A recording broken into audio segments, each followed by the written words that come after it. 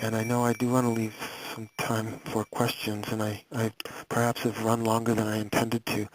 Uh, but perhaps we best go to that now, because I'm not sure exactly what our overall time frame is. I would just conclude by looking at the slides, if you have them, and just noting that what we know is that by practicing these ways of mindfulness and generating beneficial emotions, we are actually changing the structure of our brain, the kind of connections we make in our brain, and we're kind of opting out of those patterns that have to do with the automatic way of living our life. So that the parts of us that, the parts of our functioning that are more attuned to life as it unfolds are strengthened, and the parts that generate our troubles and worries, they're still there and they're still working, but they're not front and center. We don't identify quite so strongly with them. We recognize that there's more, and this is one of the hopes of mindfulness practice that I have noted in my own experience.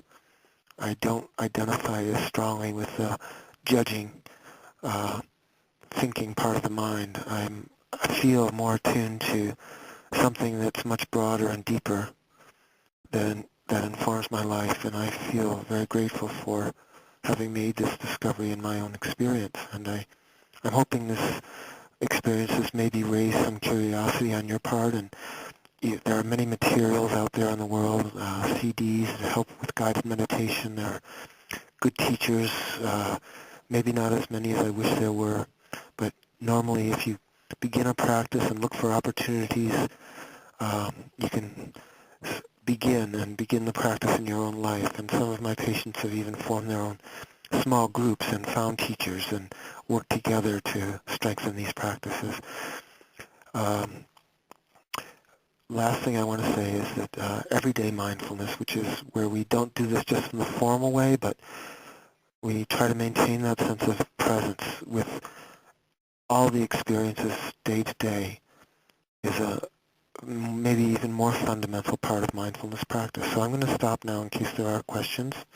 I invite that to happen, and I'll try as best I can to respond. Dr. Specker, one of the issues I think that some practitioners or some people starting the practice might be confronted with is the feeling of, oh, I'm a failure in this. I have too many thoughts. My mind is racing.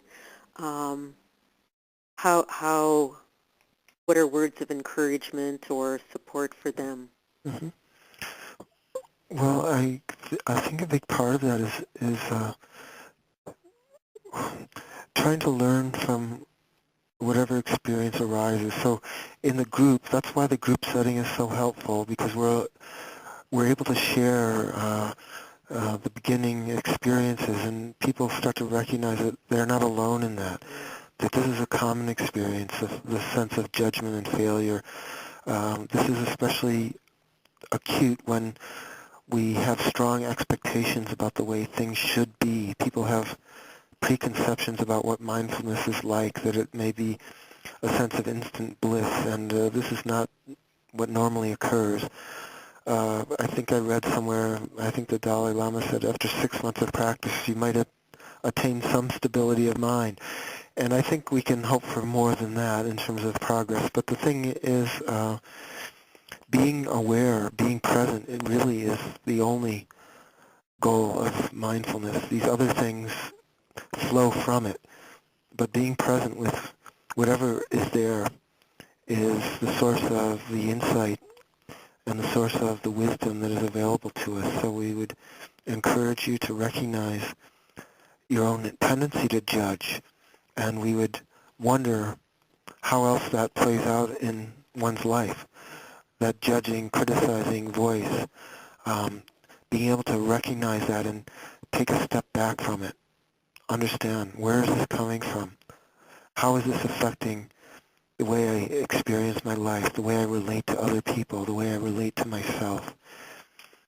So just beginning to try to develop some insight into that, and encouraging that this is normal, that first, our mind is so crazy, we just need to give it space and time and recognize that We don't have to jump in and take the fight. We can step back and just allow it. Developing that capacity to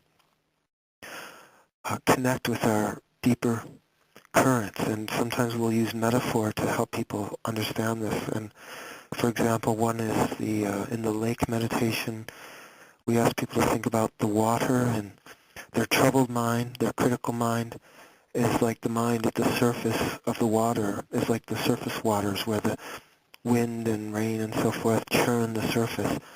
But to recognize that down in the depths, the movement is calmer, clearer. There's a stability beneath the confusion.